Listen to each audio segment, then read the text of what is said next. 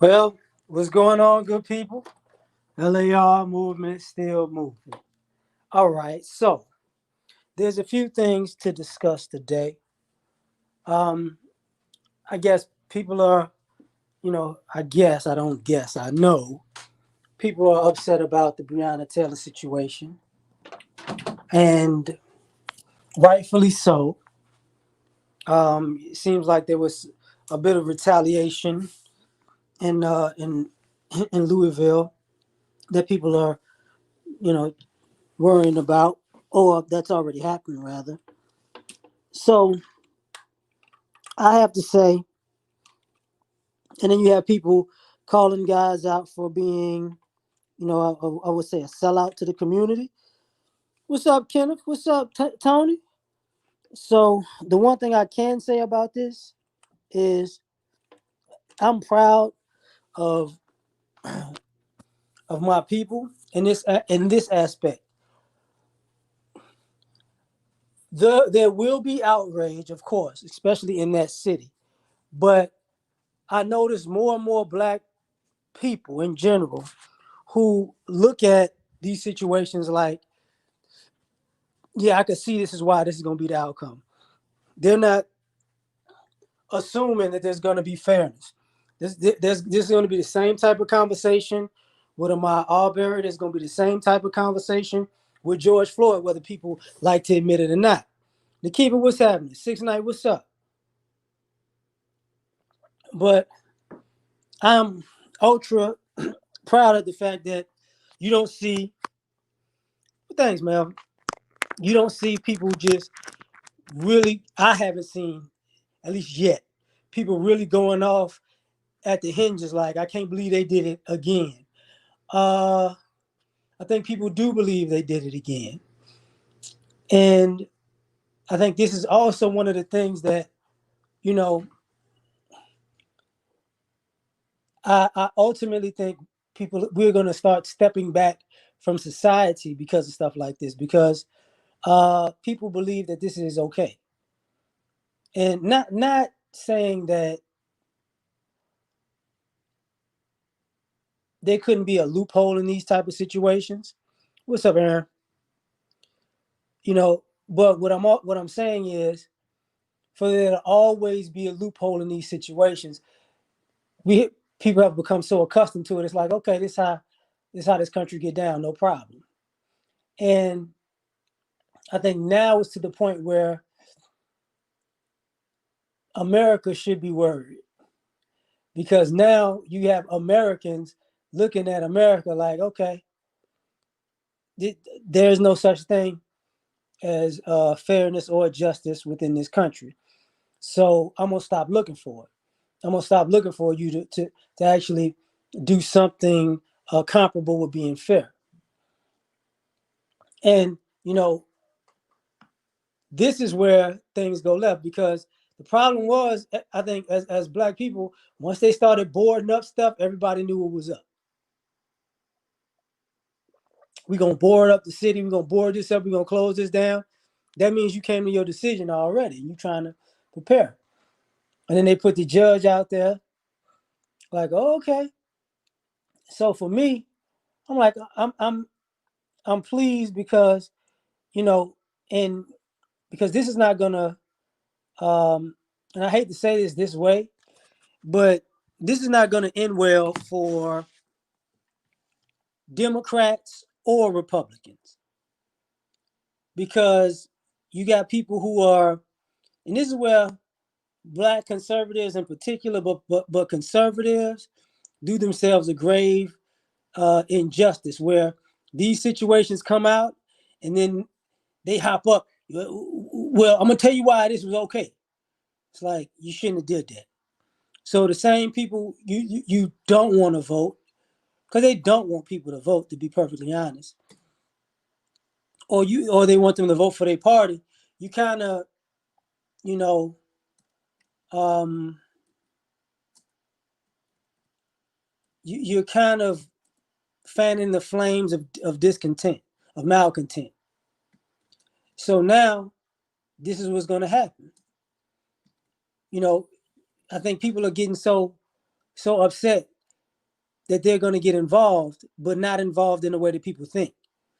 What I mean is, people gonna play the game now, and we gonna be your friend, and we gonna stick together, and we're all hoorah, and we're all Americans, we're all a team. I think at this point,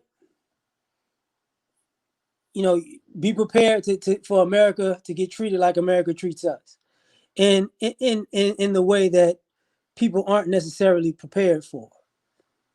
You know, this is what's gonna go on. But I digress from that at this moment.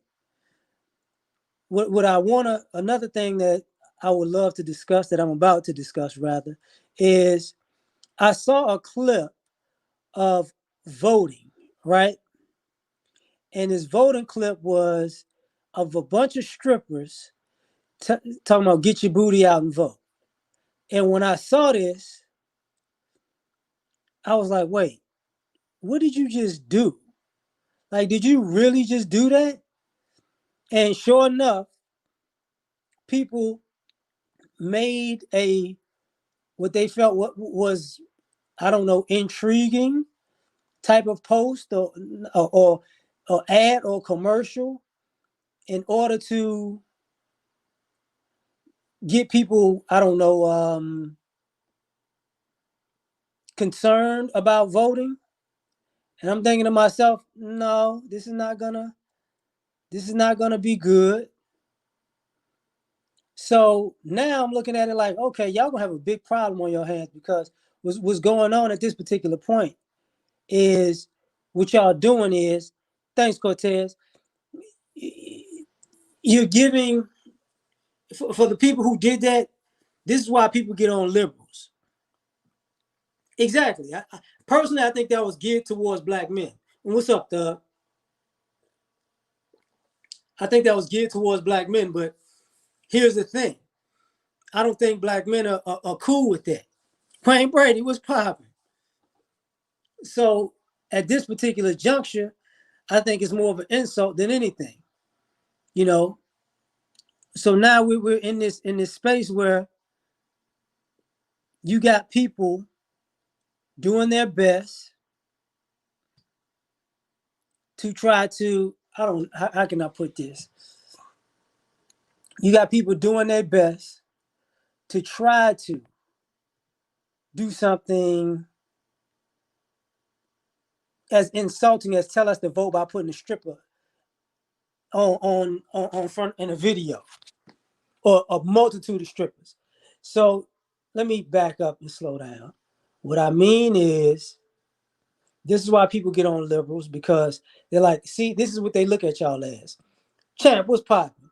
And this is how conservatives, I will run with it. Like, this is how much the Democrats love you. They put black women and strippers out in the commercial to tell you to vote. So why would you vote for that? This is, we're the only community that somebody targeted advertising to use strippers to vote. And the women should be insulted on top of that, because you know Cardi B will be blamed. I can guarantee it. People like, this is why we shouldn't let celebrities like Cardi B talk to presidential candidates, because now all of a sudden she's talking to Joe Biden. Candace Owens rips her a new one, and then um, she gets divorced, and now you got strippers telling people to vote. It's like, okay, this is why these guys are not involved in the political process like you want us to be. And I said a long time ago, this is why black men and black women have different political agendas, because of stuff like this. There are a lot of brothers who are in unions, so but I don't think we've. I think the Democratic voting is trickling down. I think honestly, it's probably going to be more independent or issue based. So a guy might vote Democrat, Republican, or Green or Independent, depending on his particular wants in society. But the gesture itself was trifling. It was horrific. But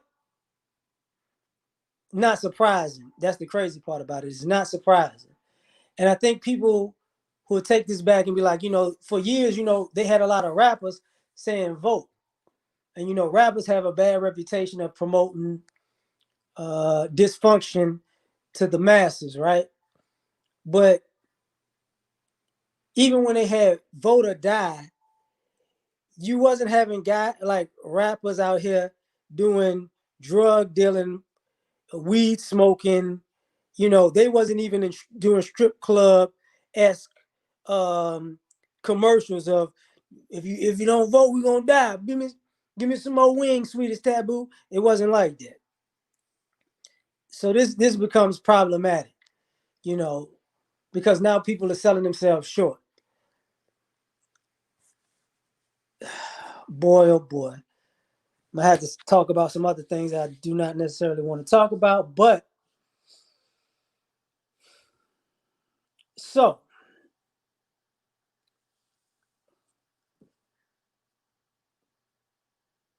we're. I had a conversation where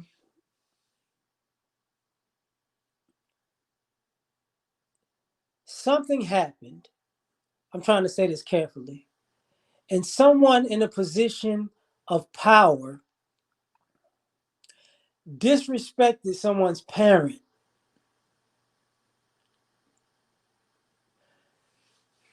but they are actually supposed to be working for that parent. And what it made me think about was let me uh, say if a kid died in a car wreck, right? You know, say if a kid died in a car wreck and you got a lawyer for the car wreck, and the wreck is on film, so you can see they weren't at fault. And that lawyer tells you, well, your kid got speeding tickets 10 years ago, so they probably deserved it. This is the type of help that people don't think is biased or racist in society when you have to do when you're dealing with legalities and things of that nature. So what ends up happening is you turn off people in society because this is why they don't want to go to deal with the police. This is why they don't want to go to deal with a courtroom. This is why they don't want to go and deal with the insurance company. It's not necessarily the principle. It's not people. All these things are written and laws are in place. It's not even you want to fight for something. What it is you got people who make it their business to make sure you don't get any kind of fairness in society, and they're willing to use their jobs and positions to do it. You know, David, what's happening?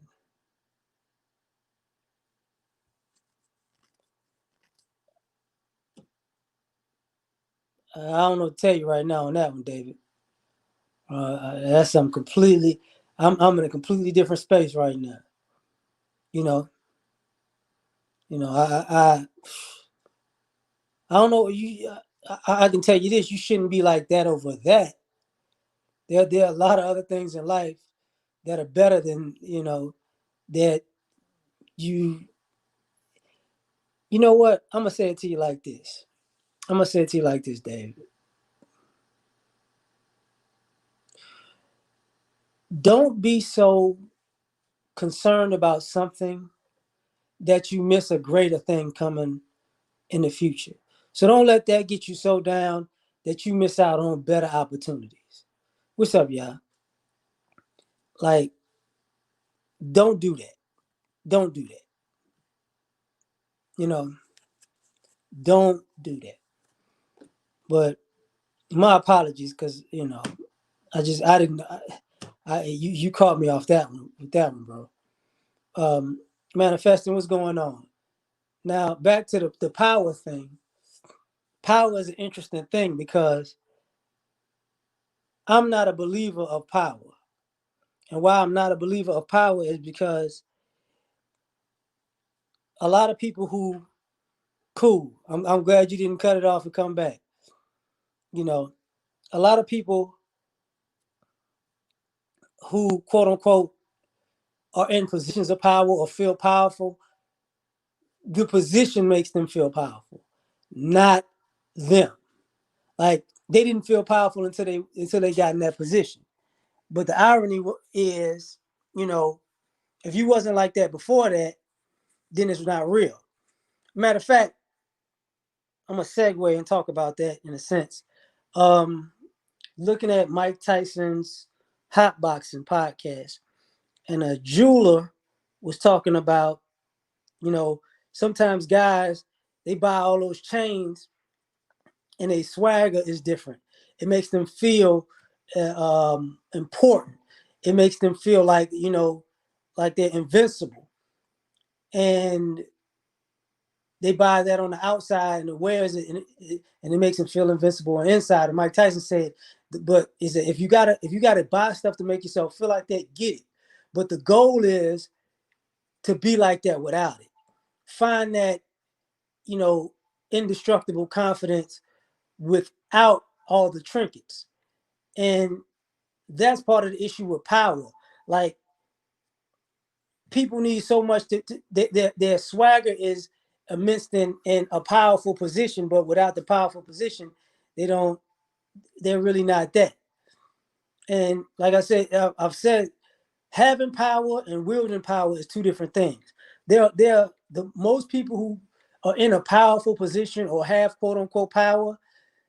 The 9 out of 10 of them don't know how to wield it. They are just drunk off of the position. And you can tell that because when people come down off of their power high or their power trip, in the gravity of the decisions that they made when they were in power, catch them. That's when people have mental breakdowns. You know, so that becomes a problematic thing.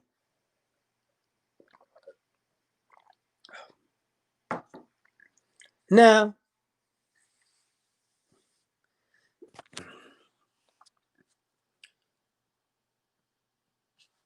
one of the reasons I want to say that, right? They're not. Yeah, exactly, Tony. They're not. Trent was popping. Yeah, they're very incompetent with it. One of the things that all of these things that happen in a day's time have me thinking about is the how can I say this?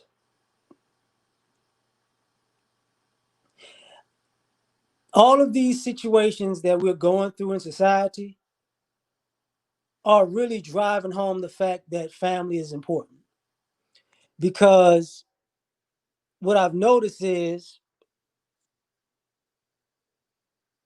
family, network, Glorious, what's happening? Family, network, um, being people first is starting to actually grow. And what I mean by that is people just talked about Deion Sanders taking a head coaching job at Jackson State University. What's up, EV? And then he winds up hiring To, and he winds up hiring Warren Sapp. Definitely, Trent. Marty, what's popping? So, and people really don't know this, but HBCUs have hired a few, like Lindsey Hunter. He's at Mississippi Valley State, the basketball player. Mo Williams, I want to say, is at Alabama State. I want to say. It's a few others. It's a few others I can't think of off the top of my head. But then you got the one young brother who's like a 3-star recruit. He just committed to Grambling as because he's a quarterback. Then you had the basketball player going into you had the basketball player going up to Hampton. He's like a 4 or 5-star recruit. I'm not gonna.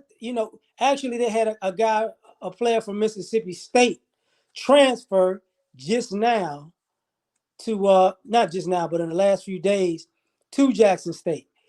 And what this is gonna do is gonna reinvigorate the HBCUs because a lot of people don't realize. What's up, Cynical? Seti, what's popping? A lot of people don't realize the HBCU's last great run was around 92 to 94. A lot of that was the last run of their great players. Because if people don't remember, Jake Reed was in the HBCU at the time. Michael Strahan was there. This was in the 90s, early 90s. Yeah, I heard about Vlad. I'm not concerned about that. I'm not, I'll say something about that in this sense. Everybody watches, the vast majority of people watch Vlad, and the very vast majority of people, and YouTube ironically promotes Vlad heavily because when I'm listening to somebody else's YouTube video, somehow his videos pop up in their feed when I'm thinking their video is going to be next. But at the same time, people could call him a culture vulture. You shouldn't expect a guy who is Jewish to have anything nice to say about Farrakhan. It's just not going to happen. But I'm going to get back to it. What's up, Trent? You're right. Steve McNair was there with his brother. People forget Jimmy Smith, who, from when the Jacksonville Jaguars. He was there. Who am I missing? Lindsey Hunter played basketball, so you know it's really Rodney Hampton. Steve McNair was there with his brother, but Shay Shaw, but that was I think the late '80s. You know, I could name other players, but I don't want to because I don't want to. They don't want to be. Some of those guys don't want to be known per se. you know, but Mississippi Valley State had two. I remember Ronald Humphrey, Ashley Ambrose, Alcorn. That was Ty, Steve McNair and his brothers. Jackson State. That was Jimmy Smith. Uh, Southern had Aeneas Williams. Like I said, Grambling had Jake Reed. I'm missing somebody though. I'm missing somebody.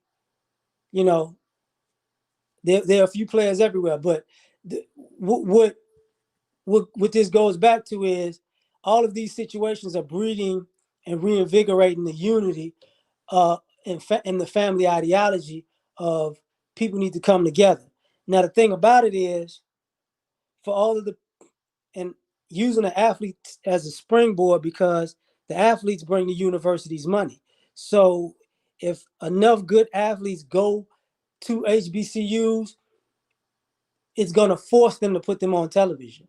They're going to be forced to have television contracts. They're going to be forced to mass market their apparel because um, if you live in a major city and in your city has an HBCU, 9 times out of 10, even the malls in your city will not sell their apparel. You only be able to buy their apparel at the school or online, and sometimes if you find it. So in that, so with all that merchandising coming into play, the campuses will get better. And some of the campuses are already nice. People just don't know that because they haven't been to certain HBCUs. But there are certain campuses that are just they nice. They already cool as I don't know what. But some do need revitalization.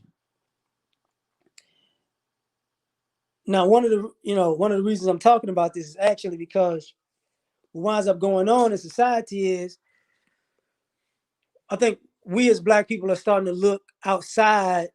We're starting to take a good look at America and not only America, but a good look at ourselves. What's up, Paul? And we're starting to have an understanding of, we've been making everybody else hot. And these people went to school with with being successful in mind, but also partially, thanks, Damon, but also partially being able to be in a position to hold us down also. And I think we're seeing it more and more and more when you see all the incidents that happen in society. Because another thing I wanted to talk about was the thing that happened with Ricky Smiley when he had to film a guy and who called his I want to say his sister a F and N word at a boat dock because they were about to go on, get on a boat. And the guy,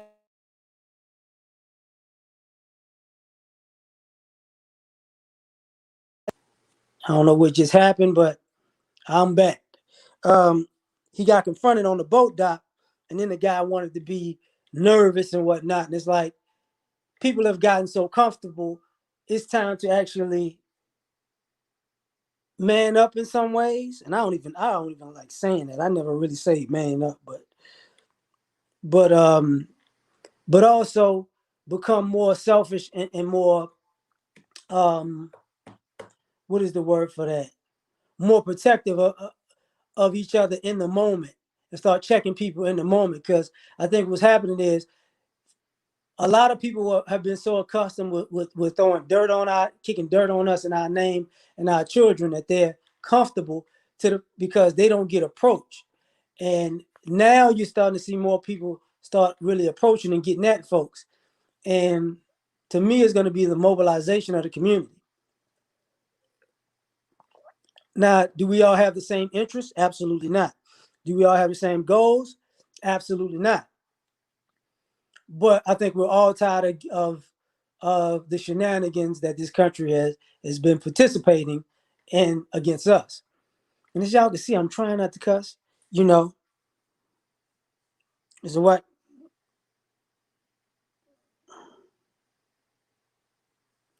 David Banner said. He asked the white guy, "How come this?" Uh, Gloria Gregarious. The thing about that is, I don't trust what white people say about these things because their history says the opposite. See, if you as a human being go out and pick fights with people, and the reason why you pick fights with people is because you don't fear them or respect them, but when those people fight back against you, what's up, Micah?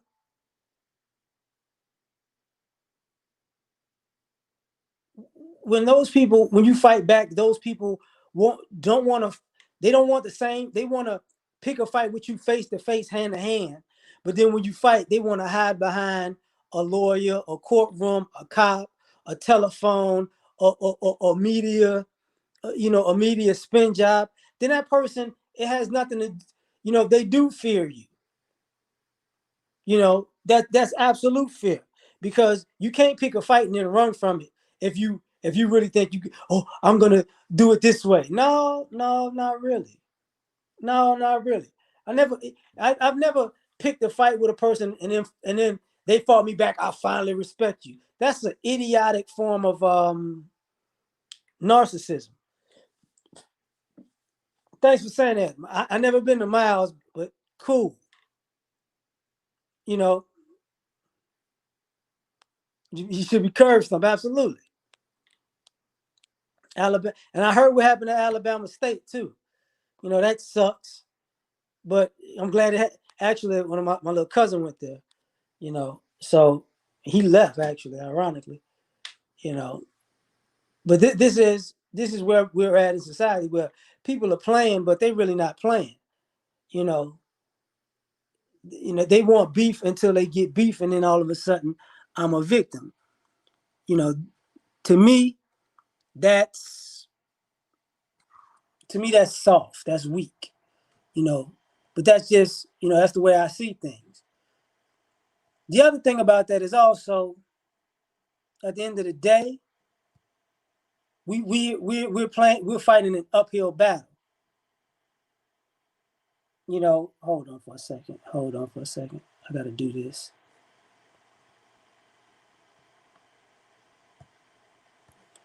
We as a people are fighting an uphill battle, and people are enjoying the fact that we're fighting an uphill battle, and they're always picking into it. Now one of the other things I gotta put out there is that this particular point is I'm looking at at voting and how all that's gonna go on, and I'm thinking to myself, here's what's gonna happen.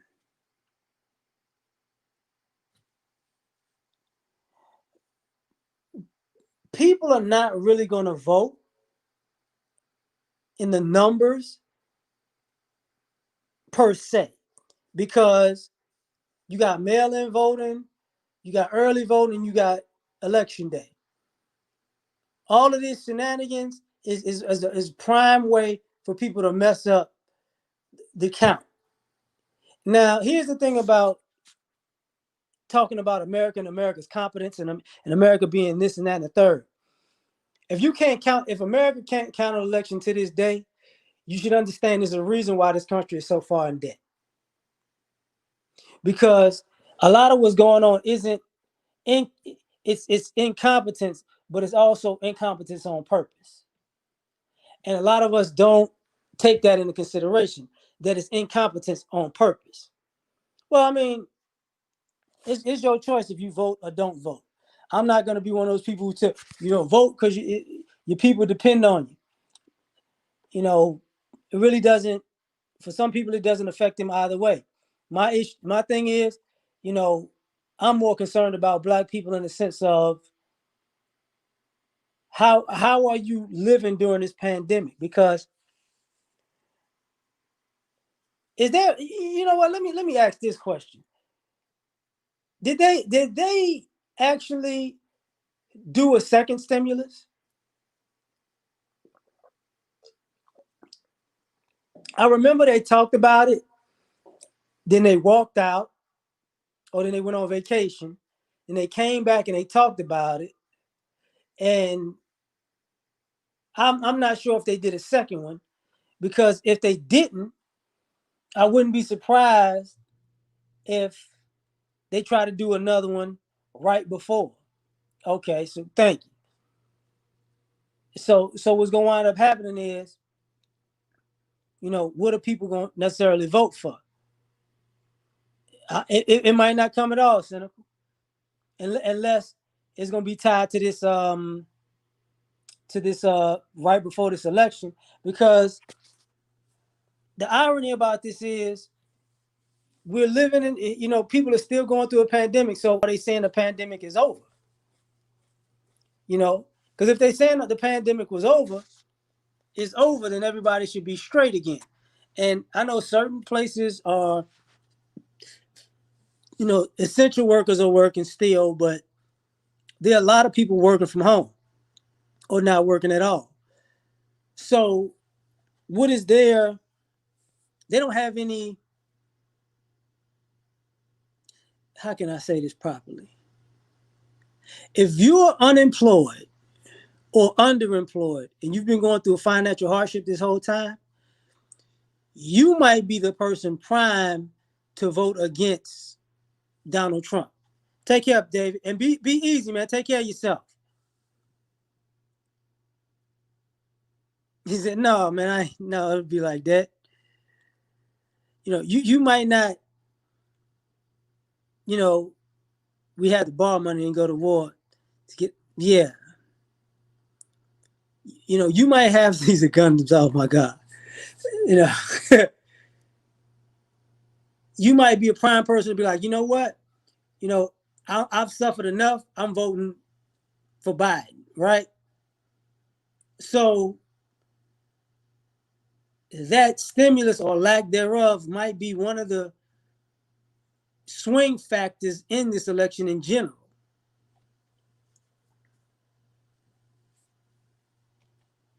So now, because I didn't even think about that part, we're gonna have a problem because people are voting for their economic interests at this point.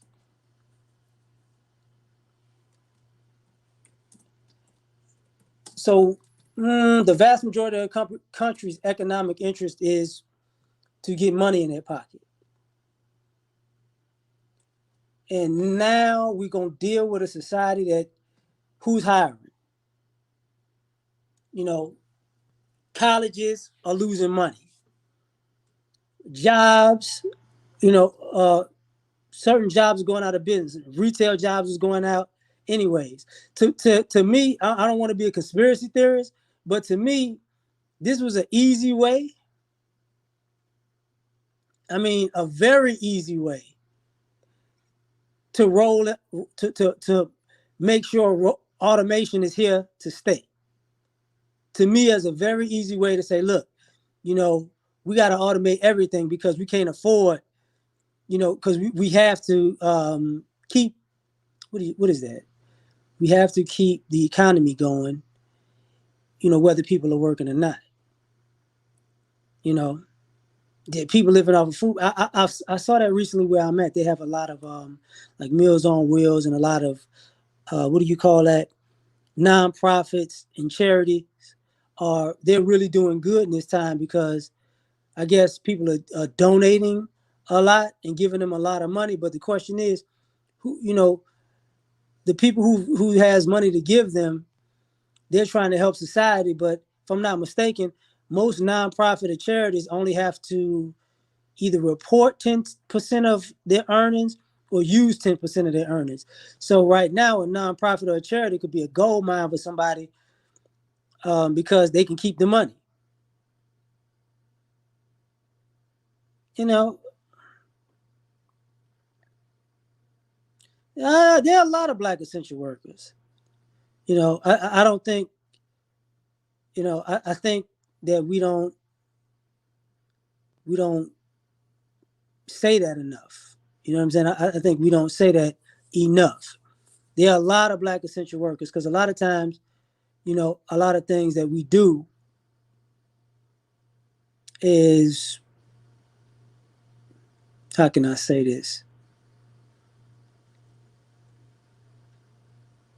How can I say this? Most of the jobs that people, most of manual labor jobs. What's up, Patrick? Most of manual labor jobs, you see a lot of black people. Um, most service jobs, you see a lot of black people. So, you know, a lot of health workers, a lot of black people. You know, now that's where things go. As a test, you think this is a test run for? Yeah, I don't think it's gonna make it to 2025. Because even with the sports in the NFL and whatnot, I think in the NBA, I know they're gonna restart it. But and speaking of that, y'all, so my coworkers was talking today about the NFL network, and they got like AT&T and they got Xfinity or whatever, and all of a sudden NFL Network is no longer on AT&T and Xfinity. And they was like, "What happened to it?" I said, "Well, I don't have cable. Like I have internet, but I don't have cable like that." And I was like, "Well, I have Sling, and I know NFL Network's on Sling." And I started thinking, he was like, "And this is off, and that is off." And I started thinking, the wheels started turning. I was like, "You know what's going to wind up happening? All of these different streaming platforms and different services, they're going to poach a particular thing like NBA, like NFL, like UFC, you know, like a certain channel or show." Yeah, I'm going to get the Tyrod Taylor and the, you know, he's a menial but essential. Yeah, it's still essential, you know. So now we have one of those situations where I think people are going to start buying particular networks. They're going to get individualized. So if you want to see something, you have to have it at an individual basis because thing about it is most people are at home. I don't see how people are going to be able to afford this stuff. So I don't see some of these streaming services winning out anyways because at the end of the day, you got to pay for this stuff. And I think the same thing that's happening with rent and real estate in certain places where people are moving and people can't afford it, where you starting to see the prices of rent go down. Because even during this pandemic, they started changing the interest rates to refinance homes, which I didn't even check into. Yeah, merging companies. What Sprint T-Mobile was a recent merger. Um, I think Carvana just got bought out, if I'm not mistaken. I think they just got bought out for like 5 billion. So what you're about to see is real life monopoly, and nobody, even if you pass go, you're not gonna get $200. This is where we're about to be in society, and I don't think the vast majority of us are prepared for that. And to me, this is gonna be an issue. But at the same time, at the very same time, we're gonna be stuck in a situation where, when I talked about family earlier, this might put either a lot of strain on families, or because you might have like a breadwinner taking on multiple households, or this might be a situation where we talk about, like when people talked about how quote unquote immigrant families come in here and they live like 10 deep in one house, and people chip in and they get on their feet and they move out, and somebody they keep chipping in and getting on their feet and moving out. And this might be another way for people to um, actually rebuild the community. Yeah, exactly. Awaken. I get that. So you if you got a nice situation, Roger, what's happening? You know, if you got a nice situation as far as home, because a lot of times when guys are talking about the stuff like polygamy, you know, there's gonna be a lot more. I hate to say this.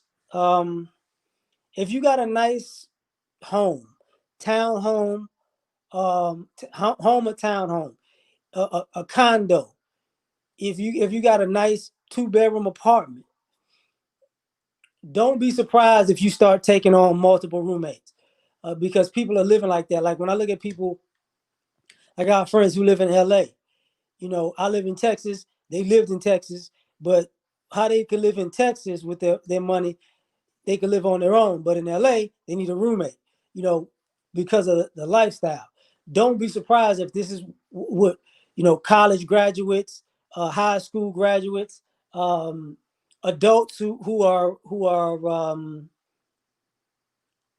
got tightly squeezed during this whole situation, who had to downsize their life. Don't be surprised if people start, piling up in these spots, and rent is, I don't know, say rent is $1,000, and now you might have 3 4 people in that place for $1,000, but they actually might chip in 250 a piece, or 200 a piece if it's 5 of them, and then slowly but surely move out. You know, yeah, yeah, people are gonna have to do a lot more. They're gonna have to really do a lot more. So all of these situations combined, and people seem to forget. Like people are talking about, it's gonna be like 2021 before this stuff gets better. And the crazy part about it is they're saying that in some places, coronavirus is going down. So the question is, where where is it going up? As a matter of fact, I'm gonna look into that right now. COVID, you know, what is it? COVID, what is it called? COVID what?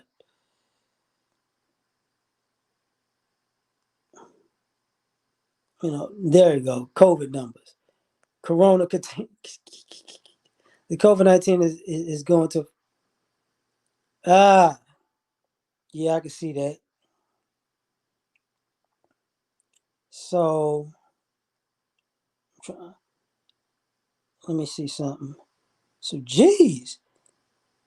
So where I'm at, this joint just, it went down and spiked. So where I'm at, it went down and now it's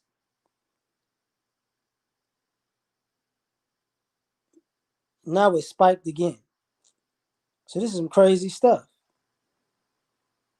So my city is and the United States is having a hard problem. I'm sorry about that, y'all. The United States is having a hard problem because really it's the Western world. Now that I'm looking at it, what's really going on? I found a map on John Hopkins. You know, John Hopkins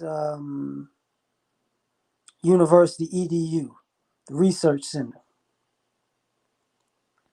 So now, basically, when you look at a global map, its total cases is 32 million total cases and close to a million deaths. So that's a crazy number, bro. I'm sorry, y'all, but so with 32 million 96,090 total cases, there were 980,339 deaths in 188 countries. So basically, 1 in 32 people died. That's, you know, that's very interesting. That is very interesting. Now, what I want to look at is the global map. Okay, okay. This thing yeah, yeah. As you said, that's what I'm saying, Patrick.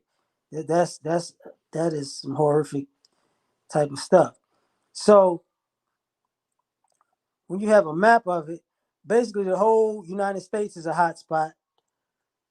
Europe is a hot spot. I think that's India is a hot spot. Africa is spotty. Most of South America is a hot spot. The Caribbean is a hot spot. So basically, what's going on is, quote unquote, the vast majority of the Western world is hot spots. Alaska is okay. So now we're in a situation where I don't know what they're gonna do with this. I really don't know. You know, the biggest states right now, as far as deaths are concerned, because it's 6 million, it's 6,975,087 total cases in the U.S. So the top, California is number one, Texas is number two, Florida is number three, New York is number four, Georgia, Illinois, Arizona, Jersey, Carolina, Tennessee, Louisiana. And the irony about that is Louisiana is down there. Yeah, man. What? 30 OnlyFans? Yeah, yeah, you're right. Yeah, but these lists is crazy, And I'm trying to see. New York has the most deaths, bar none. Massachusetts, you know, ironically, Massachusetts has, wow. Okay, so Connecticut, like you got Kansas.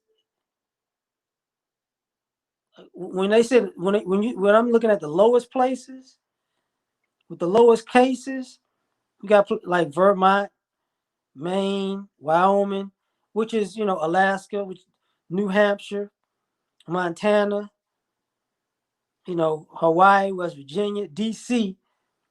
Now I don't know how the hell DC is like that. North Dakota, a whole state of North Dakota got wild. So all of these kind of rural, kind of not rural, but open places. Hold on.